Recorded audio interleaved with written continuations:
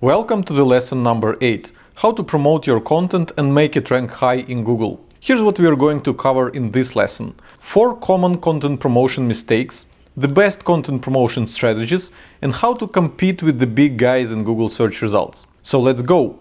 Part 1. 4 common content promotion mistakes. Let me ask you a question. What goal do you have in mind when promoting your content? For the vast majority of people, the goal of content promotion is to get as much traffic as possible to their newly published article. And they're super happy and satisfied if they manage to beat the traffic record of a previously published one. That sounds like a great goal to pursue, which aligns perfectly with the goal of growing your blog and your business, right?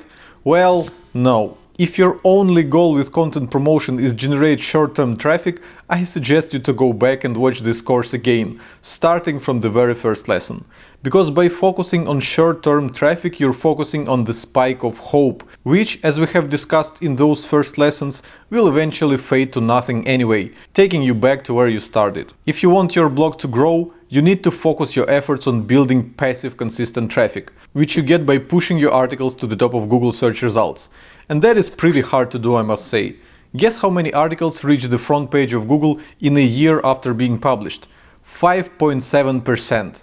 And by reach the front page of Google, I mean ranking for at least a single related keyword, not even the main topic that they're targeting. This percentage comes from a study that we carried out last year. We tracked the performance of 2 million newly published pages, and it turned out that only 5.7% of them were seen in Google Top 10 for at least a single keyword within a year from being published. This means that a staggering 94.3% of all newly published pages never reach the front page of Google and never get any search traffic at all.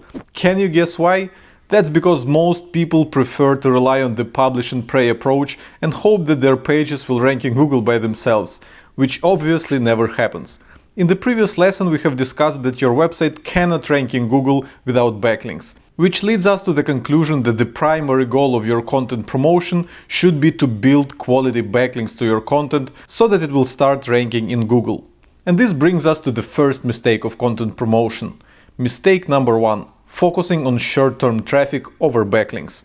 But wait a minute. Didn't I say in the previous lesson that the articles at Ahrefs blog acquire 80% of their backlinks naturally as a result of generating traffic to them and expecting some of these people to link to us?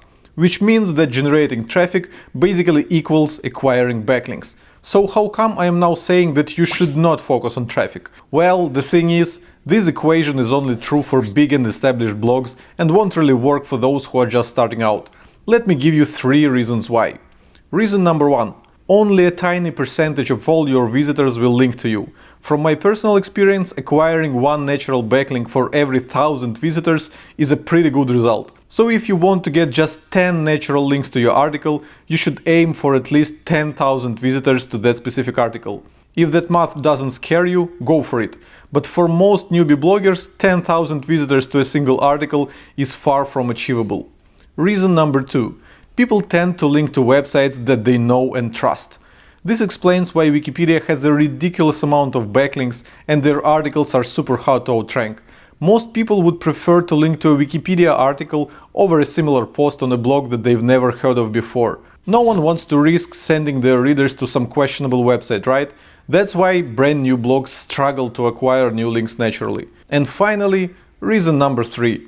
Most people don't have a website to link from. It's easy for me to talk about acquiring natural links, while Ahrefs blog belongs to the internet marketing niche, where almost everyone owns a website, usually even more than one. But in many other industries that is not the case, which makes natural link acquisition nearly impossible. So, as you can tell, turning traffic into natural backlinks is the kind of luxury that is only available to well-known established websites, and the success largely depends on the type of industry you're in. If you're not in the fortunate position of being a well-known and established website, I'm afraid you'll have to manually build your backlinks rather than wait for them to come naturally. And I'm about to share quite a few actionable link building strategies with you, but not before we discuss 3 more mistakes of content promotion. Mistake number 2. Giving up content promotion too early. Most bloggers have a so-called content promotion checklist that they reference when promoting every new article that they publish. It usually looks like this. Send a newsletter to email subscribers, post on social networks, Twitter, Facebook, LinkedIn, Pinterest, etc., submit to Reddit and any relevant forums and communities, reach out to everyone who was mentioned in the article, etc. Some bloggers have more items on their checklist than others, but as soon as that list is completed, they forget about that article and move on to a new one, and that is a big mistake. You should not quit promoting your article just because you're out of the items in your content promotion checklist, no matter how big that list is.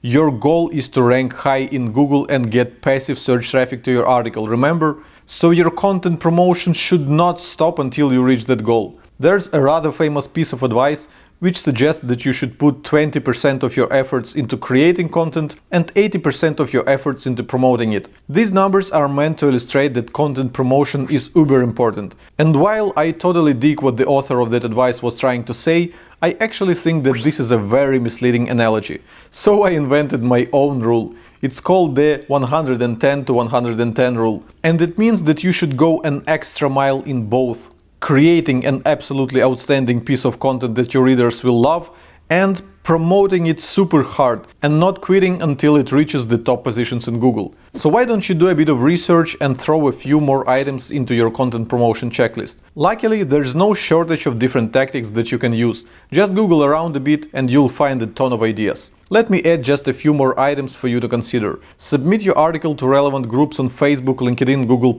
Mention it in relevant conversations on public Slack channels. Repurpose your content into different formats: video, audio, slides, images, and syndicate it to proper websites with a link to the original. Reach out to everyone who has linked to articles on the same topic. Reach out to everyone who has published articles mentioning that topic. Publish a guest post that references that article and make people want to check it out. And here's something very important. Most of these strategies can only be used once, but some of them can be scaled almost indefinitely, like guest posting. What stops you from publishing more and more guest posts that each link to your article, thus helping it to crawl up the Google rankings? Same with outreach. It scales rather well and it's a great way to get quality backlinks. We're going to cover both of these strategies later. And now, mistake number 3, abandoning your old content. Imagine the following situation. A year ago you have published a great article. You promoted it a lot and got some nice backlinks that helped it to rank in Google Top 5 for its main keyword. Ranking in Top 5 is a very good result, so you decided that your job here is done and moved on to creating new content, never bothering to revisit that article again. That doesn't sound like a bad scenario, right? Well, first of all, why would you settle with any Google position but the very first one? I mean, if that article brings customers to your business, you want it to get as much relevant search traffic as possible, right?